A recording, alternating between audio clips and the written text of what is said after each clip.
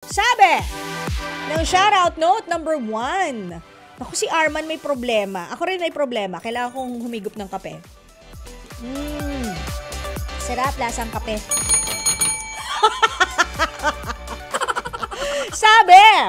Sabi ni Arman, Dear Tita L, aminado po akong playboy ako noon pero I've learned my lesson the hard way. Nagbago na po ako ngayon dahil gusto ko ng tumino at makipagrelasyon sa aking future na one and only. Pero dahil nga sa image kong playboy noon, ako parang wala na pong naniniwalang hindi ko sasaktan ang puso ng babaeng gusto kong i-pursue. What to do po? Playboy no more, Arman. Arman, mahirap talagang i-break yung stigma, lalo na kung ikaw ay na-typecast na. Kumbaga sa pelikula, alam mo yung kontrabida? Pagka kontrabida kang magaling, dun ka na forever mapapalinya, o hindi ba? Pero hindi naman ibig sabihin hindi ka importante, hindi ba? Kasi ikaw nga ang nagpapalabas ng the best ng bida. Pero hindi ka naman sinasabi na kapag playboy ay kontrabida. At sabi mo nga, past life mo na yung pagiging playboy mo. Pero balik tayo doon kasi na-typecast ka na nga as a playboy, di ba? Kaya siguro mahirap matanggal o mawala sa isipan ng mga babae na ikaw ay isang playboy. Bakit mo naman kasi naging ganyan ka? Yun naman ang tanong ko. Masyado mo mahaba ang bigote mo, tapos kulot-kulot, ganon. Sobrang haba, kumulot ng ganon, parang Antonio Luna. Diba? Ganun makahaba yung bigote mo to the point na kumulot. Paano ka kasi naging playboy? Ayan tuloy ngayon, kung kailan gusto mo nang magseryoso, wala nang magtitiwala. Pero alam mo, etong gawin mo, Arman. Kahit na gusto mo nang makipagrelasyon agad-agad ngayon, at nahanap mo na yung future the only one mo, and I feel na basing sa yung shoutout note, hindi mo pa siya mapasagot-sagot. Ang suggestion ko sa'yo is, magpahinga ka muna. Alam mo yung magpalamig ka muna. Let the issue die down. Ayan, let the issue die down na isa kang playboy. Patunayan mo muna sa buong mundo na clean ka na hindi ka na talaga playboy, na hindi mo pagsasabay-sabayin ng mga girls. Para that way, kapag nakita nila na, oh, wow, he's truly changed, di mapapahanga na sa yung ibang girls. Mas madali nang siguro mapasa iyo ang puso ng iyong sinisinta. Magpahinga ka muna. Kailangan ba hindi ka laging bakante? 'Di ba? Wag ganon. Pahinga muna. Patunayan mo sa kanila na good boy ka na, hindi ka na playboy. 'Di ba? And then, tsaka ka mangligaw ulit para mahanap mo yung iyong forever mo at magtiwala na siya sa'yo. Plus, eto pa, siguraduhin mo lang ha? Nakikita mo ba ngayon, Arman? Tinuturo ko yung daliri ko sa ilong mo. Siguraduhin mo lang, Arman ka, ha? Na hindi ka na talaga magiging playboy, ha? Kasi kapag nasira na naman ang trust ng mga girls sa'yo, wala na. Sabi pa naman mga girls, ang lakas naming chumismis, di ba? Oy, kahit pa paano konektado mga bituka namin. Mabilis kumalat ang balita. Naku, yung Arman na yan. Ikaw din, nabiktima niya.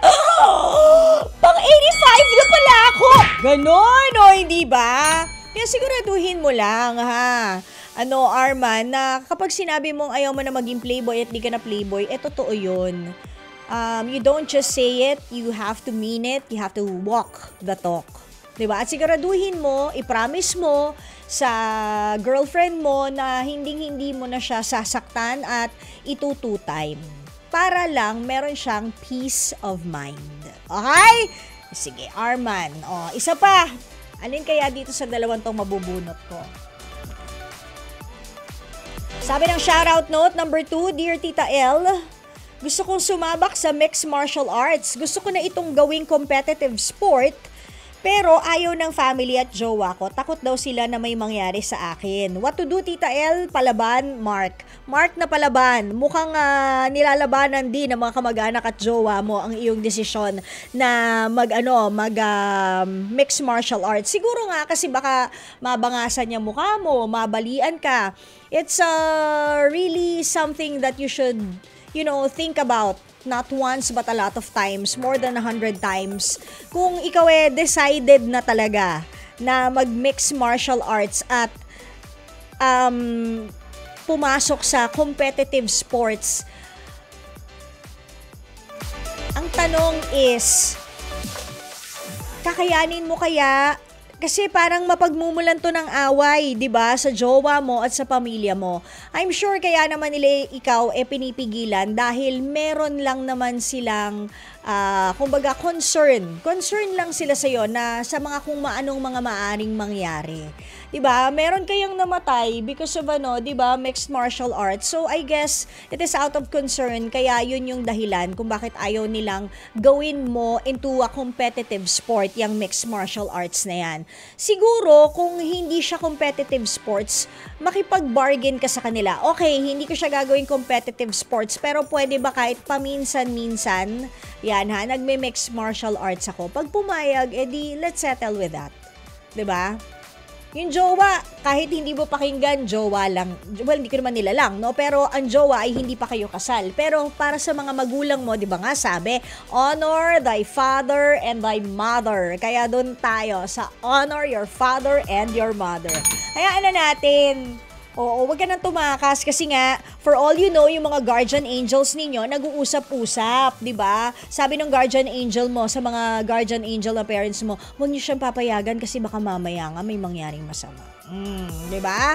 Okay, sana nakatulong Arman and Mark. At para naman sa iyo, Arman, na dating playboy pero seryoso na ngayon, ayan, kantahin mo ito sa babaeng mamahalin mo ng totoo. Mamaya. Ayan ha, papatugtugin natin yan. Pwede ring magandang suggestion yan Nirelease to noong 1996 ng Backstreet Boys. O, hindi ba? But, ayan ha, kakaririn natin ang pagpapasalamat dahil isang linggong bongga na naman po tayo nagsama, mga shout-outers. Maraming salamat po sa inyong pagtsatsaga. Kahit na minsan talaga inaantok ako tapos ang bulol ko na. Tapos alam mo na, lutang, ganyan. Yan, katulad ngayon, lutang. Lutang, inaantok. Inaantok po siya sa lagay na yan, di ba? Kaya nabubuang si Cheryl Cosim. But anyways, ayan na nga. Maraming salamat, Team Shoutout Laba, sa inyong pagsubaybay, whether nanonood po kayo or nakikinig. Maraming salamat po sa inyong lahat. Hindi bola yan. Coming from our hearts. Alam nyo, bago mag-start yung program, lagi naming pinagdadasal na sana through the episode, wala man kaming matouch na lives because of the things na dinidiscuss natin or ikinikwento sa radyo. Kahit pa paano man lang nabawasan ng konti yung lungkot, yung pagod ninyo sa pamamagitan ng shoutout because that is really the goal. Mga kapatid! Dito tayo sa totoo. O, yan yun yung boses. Pagbigyan nyo na, minsan lang naman yan. Siyempre, dito tayo sa True FM, hindi ba? Like, share, subscribe, follow ang ating mga social media accounts, ha? At True Network PH. Yun lang ang keyword na hahanapin nyo. TrueNetwork PH. O, like, share, follow, subscribe para bongga talagang levels natin sa FB, sa IG, sa X na dating Twitter, sa YouTube and TikTok, pati na rin sa mga podcast.